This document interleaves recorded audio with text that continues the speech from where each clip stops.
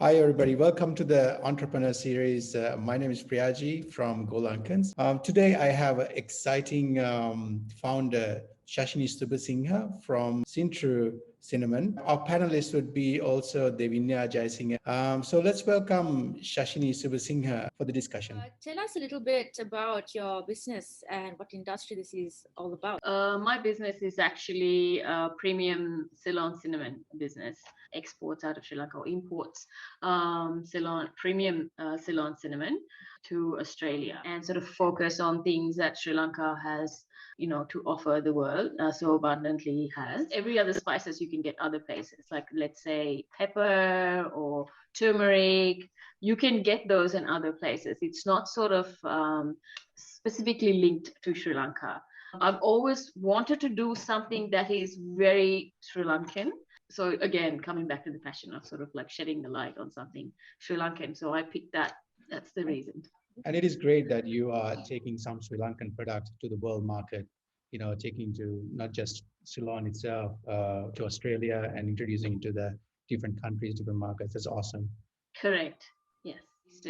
The long distance communication. Because I started during the pandemic, that was the biggest challenge because I couldn't actually physically go to Sri Lanka and actually, look at the plantations, look at the cinnamon, look at how they're doing their processes. I actually had to rely on my sources, actually had to read a lot, actually had to go through photos and look at the evidence and, actually sample them. All of that had to be done in a long distance, fashion. So that was definitely my biggest challenge with this business. Like, you're an engineer, and you are a career in your hand. And then how do you balance all these together? In my opinion, if you have a passion, it doesn't matter what else you have going on in your life, you're going to have to make it happen. If you want something done, you're going to have to find time. So it's just having to have that extra level of discipline and sort of still trying to maintain the passion if you're really committed. Just enjoy the process, rather than thinking of it as a chore. Just enjoy it as, okay, this is what I do as a relaxation now after work. Let's just, do some reading, call it light reading if you have to, just have to sort of balance it. It's just the mindset that you have to bring to it to sort of make it work. So that's how I manage it. One of the main motivations is I really wanted to sort of go to the next level of what the next thing I wanted to do in my life. And I wanted it to be something productive, not just giving my time.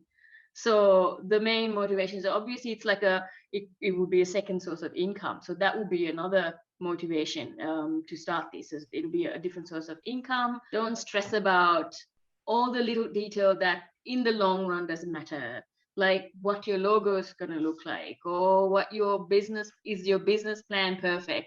Even those things for me is too much. I think you need to sort of have a vision and sort of look at the most important things to get there, and then go for those. And don't spend too much time on the things that don't really matter in the long run to the business. Yeah, I totally agree. That's great advice, Shashini. Thank you, Shashini. Thank you for coming on board for a chat, and really great insight that you've given us. Thank you, Shashini, for coming on board with us here. Thank you, guys. Thank you for having me.